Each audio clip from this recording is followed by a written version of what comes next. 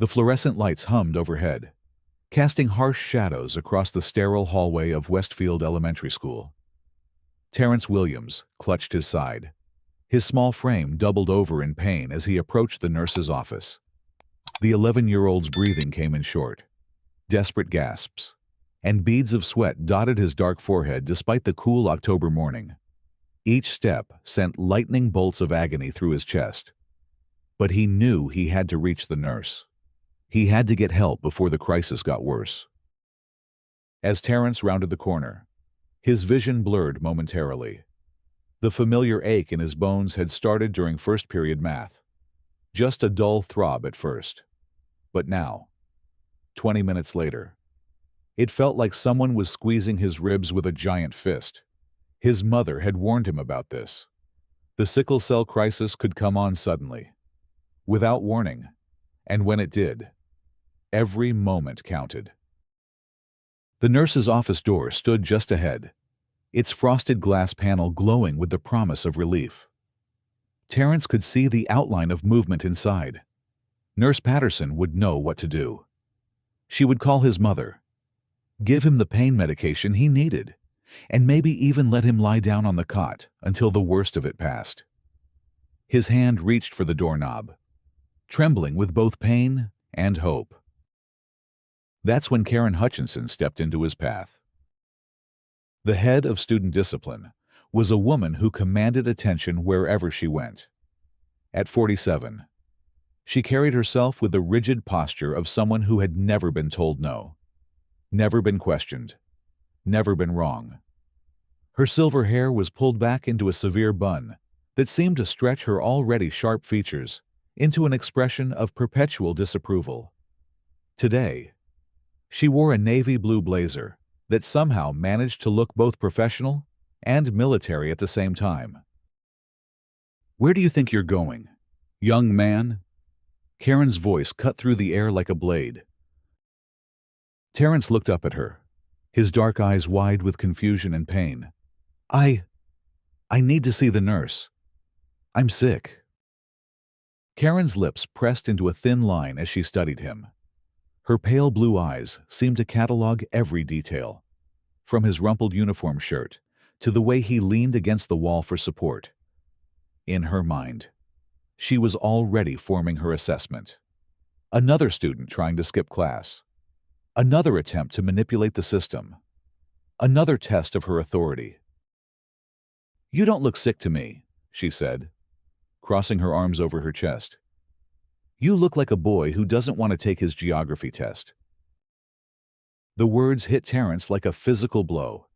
He had been attending Westfield Elementary for 3 years, and his medical condition was well documented in his school records. Every teacher knew about his sickle cell anemia.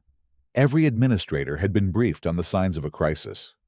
But somehow, this woman standing in front of him seemed to know nothing about any of it. "No, ma'am," Terrence whispered, his voice barely audible. "I really am sick. I have sickle cell disease, and I'm having a crisis. I need my medication." Karen's expression didn't change. If anything, her scowl deepened. "Sickle cell disease," she repeated, as if the words left a bad taste in her mouth. "That's a convenient excuse. I've been working in schools for 23 years, young man, and I've heard every story in the book. You're not the first student to claim some mysterious illness right before a test." The hallway seemed to spin around Terrence. The pain in his chest was getting worse, and now he could feel the telltale signs of a full crisis beginning. His fingers tingled with numbness, and his legs felt weak beneath him. He needed to sit down. He needed help. But this woman was blocking his path to the only place in the school where he could get either. "Please," he said, his voice breaking, "I'm not lying. My mom told me to come to the nurse if this happened. She said to tell them it was a vaso-occlusive crisis." Karen actually laughed, a harsh sound that echoed off the hallway walls. Vaso-occlusive crisis. Where did you learn that phrase? The internet. I suppose you've been practicing your symptoms too. The sweating, the hunched posture, The labored breathing. Very convincing. She took a step closer to him, her presence looming over his small frame. But I wasn't born yesterday, and I don't fall for these manipulative tactics. You're going back to class, and you're taking that geography test. That's final. Terrence tried to stand up straighter, tried to explain again, but the words caught in his throat as another wave of pain crashed over him. This time, he couldn't suppress the small cry that escaped his lips. His knees buckled, and he had to grab the wall to keep from falling. The sound of his distress echoed through the hallway, but Karen remained unmoved. In her mind, this was all part of the performance. She had seen students fake seizures, pretend to faint, even claim to be having heart attacks. This was just another act in a long series of deceptions. "Nice try," she said coldly. "But the Academy Award goes to someone else. Now get back to class before I call your parents and tell them what a little liar you are." The cruelty of her words cut deeper than the physical pain. Terrence felt tears spring to his eyes, not from the agony in his chest, but from the realization that this adult, this person who was supposed to protect him, was calling him a liar. His mother had always taught him to be honest, to tell the truth, even when it was difficult. But here was someone who refused to believe him, no matter what he said. At that moment, Mrs. Sarah Chen emerged from her fourth-grade classroom. She had been teaching for 12 years, and she knew the signs of a student in distress. One look at Terrence's pale face and labored breathing told her everything she needed to know. "Terrence, honey, what's wrong?" she said, rushing to his side. "He's trying to skip his geography test," Karen interjected before Terrence could answer. "Claims he has some disease. I've already told him to return to class." "Mrs. Chen's face went white. "He does have a disease. Sickle cell anemia. It's in his file. This looks like a crisis." She turned to Karen with disbelief in her eyes. "You can't be serious. This child needs immediate medical attention." Karen's jaw tightened. She didn't like being questioned, especially not by a teacher who had been at the school for less time than she had. "I'm the head of student discipline, Mrs. Chen. I make the decisions about student behavior in this hallway, and I'm telling you, this is a performance." "This is not a performance." Mrs. Chen's voice rose in frustration. "This is a medical emergency, Terrence. Sweetie, can you walk to the nurse's office?" Terrence nodded weakly, but as he took a step forward, Karen moved to block him again. "No one is going anywhere until I say so. This student will return to class immediately, or I'll call security." The standoff in the hallway was beginning to attract attention. Other classroom doors cracked open as teachers peered out to see what was happening. Students pressed their faces against the glass, trying to get a better look at the commotion. The tension was palpable, electric in the air like the moment before a thunderstorm. Mr. James Rodriguez, the school's PE teacher, emerged from the gymnasium. He was a large man with kind eyes and a gentle demeanor that made him popular with both students and staff. When he saw Terrence doubled over in pain, his protective instincts kicked in immediately. "What's going on here?" he asked, his deep voice carrying a note of concern. "Terrence is having a sickle cell crisis," Mrs. Chen explained quickly. "He needs to see the nurse, but Mrs. Hutchinson won't let him pass." Mr. Rodriguez's expression darkened. He had coached Terrence in after-school basketball, and he knew all about the boy's medical condition. He had even been trained on what to do if a crisis occurred during practice.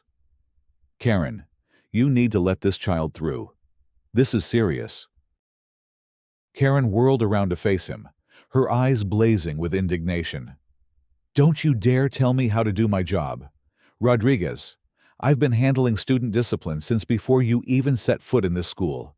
This boy is faking, and I won't be manipulated by his theatrics. Theatrics. Mr. Rodriguez's voice was incredulous. Look at him. Karen. Really look at him. Does this look like acting to you? But Karen had already made up her mind. In her world, admitting she was wrong was not an option. Backing down would be seen as weakness, and weakness was something she could not afford to show. She had built her entire career on being tough, on being the disciplinarian who didn't fall for student tricks. To acknowledge that she might have made a mistake would undermine everything she stood for. I don't care what it looks like, she said, her voice rising to match his. I know what it is, and if you continue to interfere with my authority, I'll have you written up for insubordination. The threat hung in the air, like a sword waiting to fall. Mr. Rodriguez had 2 kids of his own and a mortgage to pay. He couldn't afford to lose his job over a confrontation with the head of student discipline. But as he looked at Terrence, who was now leaning heavily against the wall with tears streaming down his face, he realized that some things were more important than job security. Write me up then, he said quietly. But I'm not going to stand here and watch a sick child suffer because of your pride. He moved toward Terrence, intending to help the boy to the nurse's office himself. But Karen stepped in front of him. Don't you dare touch that student. I'm calling security right now. She pulled out her phone and began dialing, her fingers stabbing at the numbers with angry precision. This is Karen Hutchinson. I need security in the east hallway immediately. We have a situation with insubordinate staff members. The hallway fell silent except for the sound of Terrence's labored breathing. Teachers and students watched in stunned disbelief as the head of student discipline called security on her own colleagues for trying to help a sick child. It was surreal, like watching a car crash in slow motion. What none of them knew was that Dr. Michael Thompson, the school district's superintendent, had been making an unannounced visit to Westfield Elementary that morning. He had been walking through the school, observing classes and talking with teachers. When the commotion in the hallway caught his attention, he had been standing around the corner for the past 5 minutes, listening to every word of the exchange. Dr. Thompson was a tall, distinguished man in his 50s, with graying hair and intelligent brown eyes. He had been working in education for nearly 30 years, starting as a teacher and working his way up through the ranks. He had seen every type of administrator, every kind of crisis, every possible scenario that could unfold in a school setting. But what he was witnessing now was something that made his blood run cold. He pulled out his phone and began recording, making sure to capture not just the audio, but the visual evidence of what was happening. Terrence's obvious distress, Karen's aggressive stance, the teacher's attempts to intervene. All of it was being documented with the timestamp and location clearly visible on the screen. As Karen continued her phone call with security, Dr. Thompson quietly moved closer, positioning himself where he could see everything clearly while remaining out of direct sight.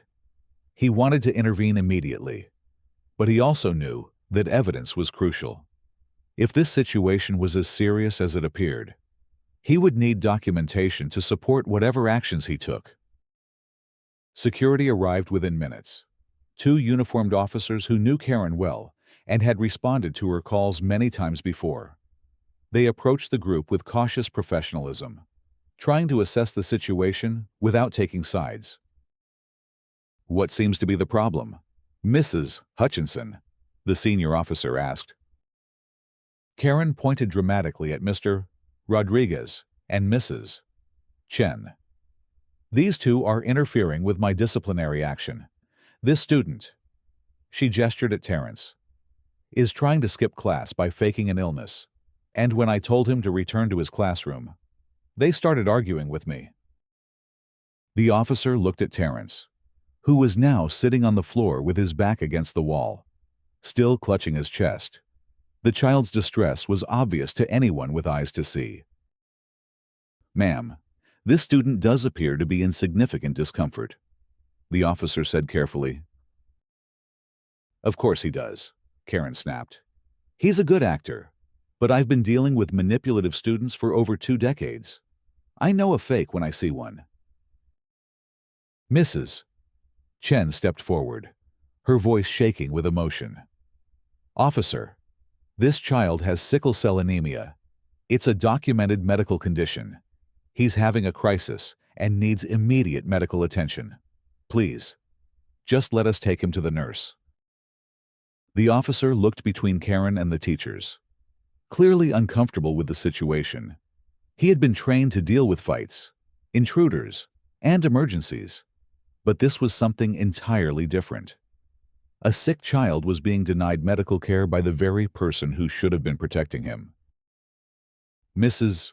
Hutchinson," he said slowly, "wouldn't it be better to err on the side of caution if there's even a chance that this student is genuinely ill?" "There's no chance," Karen interrupted. "And I'm not going to let this school be run by students who think they can manipulate their way out of responsibility. Officer, I need you to escort these teachers back to their classrooms and this student back to his class. Now." The officer looked at his partner, who shrugged helplessly. They were in an impossible position. Karen was the head of student discipline, technically their superior in the school hierarchy, but everything about this situation felt wrong. That's when Dr. Thompson decided he had seen enough. He stepped around the corner, his presence immediately commanding attention from everyone in the hallway. "Officer, please step back. I'll handle this from here." Karen's face went pale as she recognized the superintendent. Her mouth opened and closed several times before she managed to speak. "Dr. Thompson, I didn't know you were here." "Obviously," he said, his voice cold and professional. "Mrs. Chen, please take Terrence to the nurse's office immediately. Mr. Rodriguez, please assist them." "But Dr. Thompson," Karen protested, "this student is clearly faking. He's trying to skip his geography test, and these teachers are enabling his behavior." Dr. Thompson's eyes fixed on her with an intensity that made her take a step backward. "Mrs. Hutchinson, I have been standing around that corner for the past 10 minutes, observing this entire situation. I have video evidence of everything that has transpired here today. And what I have witnessed is not a student faking an illness. It's a clear case of medical neglect and potential discrimination." The color drained from Karen's face completely. I was just following protocol. We can't let students skip class whenever they claim to be sick." "Protocol." Dr. Thompson's voice rose slightly. "What protocol allows you to deny medical care to a child with a documented chronic illness? What protocol permits you to ignore the professional judgment of multiple teachers? What protocol gives you the right to call a suffering child a liar?" Karen opened her mouth to respond, but no words came out. Behind her, she could hear the sounds of Mrs. Chen and Mr. Rodriguez helping Terrence to his feet and guiding him toward the nurse's office. The boy's soft whimpers of pain echoed through the hallway, each sound a testament to the severity of his condition. "Dr. Thompson," she finally managed, "I made a judgment call based on my experience. Sometimes students do fake illnesses to avoid tests." "Sometimes they do," he agreed. "But sometimes they don't. And when a child has a documented medical condition, when multiple teachers are telling you he's genuinely ill, when the signs of distress are clearly visible, you don't take that chance. You get the child help first and ask questions later." He pulled out his phone and showed her the video he had recorded. "This will be reviewed by the school board, Mrs. Hutchinson, and I can guarantee you that they will be very interested in what they see." Karen stared at the phone screen, watching herself block a sick child from getting medical help, watching herself call dedicated teachers insubordinate for trying to help, watching herself demonstrate the kind of callous disregard for student welfare that had no place in any school. I want you to go to your office and write a detailed report of today's events. Dr. Thompson continued, I want it on my desk by 5 o'clock, and I want you to call Terrence's parents and explain to them exactly what happened here today. Dr. Thompson, please, I think you're overreacting. This is just a misunderstanding. A misunderstanding. His voice was deadly quiet now. Mrs. Hutchinson, you denied medical care to a child with a serious illness. You called him a liar and a faker. You threatened to call security on teachers who were trying to help him. You turned what should have been a simple medical emergency into a power struggle. There is no misunderstanding here. The hallway was completely silent now, except for the distant sound of normal school activities. Classes were still in session, and the daily routine of education continued around them. But, in this small space, everything had changed. The authority structure that Karen had relied on for so long was crumbling around her. Dr. Thompson turned to the security officers. Thank you for responding so quickly. You can return to your regular duties, and thank you for your patience with this situation. As the officers walked away, Karen found herself alone in the hallway with the superintendent. The weight of what had happened was beginning to sink in, and for the first time, she felt a flicker of doubt about her actions. But even then, her pride wouldn't let her admit fault. Dr. Thompson, I've been working in education for 23 years. I've never had a complaint filed against me. I've always put student safety first. Student safety. He looked at her with something approaching amazement. You just prevented a sick child from getting medical care. How is that putting student safety first? I thought he was faking, she said weakly. You thought wrong, he replied. And now we have to deal with the consequences of your thoughts. Meanwhile, in the nurse's office, Terrence was finally getting the care he needed. Nurse Patterson had immediately recognized the signs of a sickle cell crisis and had begun treatment. She had given him pain medication, started him on oxygen, and called his mother to come pick him up. The worst of the crisis was passing, but the memory of what had happened in the hallway would stay with him much longer. Mrs. Chen sat with him while they waited for his mother to arrive. I'm so sorry, Terrence, she said softly. What happened out there was wrong. You should never have been treated that way. Terrence looked up at her with eyes that seemed older than his 11 years. Why didn't she believe me? I told her the truth. Sometimes adults make mistakes, Mrs. Chen said, choosing her words carefully. Sometimes they let their own fears and prejudices cloud their judgment. But what Mrs. Hutchinson did today was not your fault. You did nothing wrong. When Terrence's mother, Angela Williams, arrived at the school, she was a woman on a mission. She had received the call from the nurse explaining that her son was having a crisis. But she had also gotten a second call from Dr. Thompson himself, explaining what had happened in the hallway. By the time she walked through the school's front doors, she was barely containing her rage. Angela Williams was a single mother who worked 2 jobs to support her son. She cleaned offices at night and worked at a grocery store during the day. But she had never let her circumstances define her. She was intelligent, articulate, and fiercely protective of her child.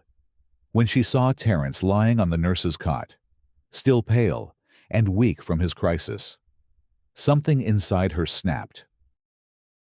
Where is she? Angela asked, her voice tight with controlled fury. Where is the woman who called my son a liar? Dr. Thompson was waiting for her in the hallway outside the nurse's office. Mrs. Williams, I cannot begin to express how sorry I am for what happened here today. This is absolutely unacceptable, and I want you to know that we will be taking immediate action. Angela looked at him with eyes that blazed with anger and pain. My son has been coming to this school for 3 years. Every teacher, every administrator, every staff member has been briefed on his condition. They all know that when he says he's having a crisis. It's serious. So how does someone like that woman get put in a position of authority over children? That's a very good question, Dr. Thompson said. And it's one that I intend to answer fully. Mrs. Hutchinson will be facing serious consequences for her actions today. I can assure you of that. Consequences. Angela's voice rose. My son could have died today. Do you understand that sickle cell crises can be fatal if not treated promptly? That woman didn't just deny him medical care. She put his life at risk. Dr. Thompson nodded grimly. I understand completely. And I want you to know that this incident will be thoroughly investigated. The school board will be convening an emergency meeting to address this situation. Angela looked through the glass into the nurse's office, where her son was slowly recovering. I want to see the security footage. I want to see exactly what happened in that hallway. You'll have access to everything, Dr. Thompson promised. The video evidence, the written reports, all of it. You have my word. 3 days later, the Westfield Elementary School community was in an uproar. Word of what had happened to Terrence Williams had spread quickly through the school and into the broader community. Parents were calling the school district in droves, demanding answers. Local news stations were picking up the story. Social media was buzzing with outrage and calls for justice. The school board's emergency meeting was scheduled for Thursday evening, and by 6 o'clock, the high school auditorium was packed to capacity. Parents, teachers, students, and community members filled every seat, and more people stood along the walls and in the aisles. The tension in the room was palpable, a mixture of anger, concern, and determination. Dr. Thompson sat at the front table with the 5 school board members, a laptop open in front of him containing the video evidence that would determine Karen Hutchinson's fate. Karen herself sat at a smaller table off to the side, flanked by her union representative and a lawyer she had hired with her own money. Board President Maria Santos called the meeting to order and explained the purpose of the gathering. We are here tonight to address a serious incident that occurred at Westfield Elementary School this past Monday. We will be reviewing evidence, hearing testimony, and determining what actions need to be taken to ensure that nothing like this ever happens again. Dr. Thompson was called to present his findings first. He stood and addressed the packed auditorium, his voice carrying clearly through the room. On Monday morning, I was conducting a routine visit to Westfield Elementary when I witnessed an incident that has shaken me to my core. I'm going to show you video evidence of what transpired, but I want to warn you that what you're about to see is disturbing. The lights dimmed, and the large screen behind him flickered to life. The video was clear and damning. It showed Terrence Williams, obviously in distress, approaching the nurse's office. It showed Karen Hutchinson blocking his path. It captured every cruel word, every dismissive gesture, every moment of a child's suffering being ignored. The auditorium was silent as the video played, but the tension was electric. Parents gasped audibly when they heard Karen call Terrence a liar. Teachers shook their heads in disbelief when they saw her threaten to call security on her colleagues. By the time the video ended, there wasn't a dry eye in the house. Angela Williams was given the opportunity to address the board next. She stood at the podium, her son beside her, and spoke with a quiet dignity that commanded attention. My son Terrence has sickle cell anemia.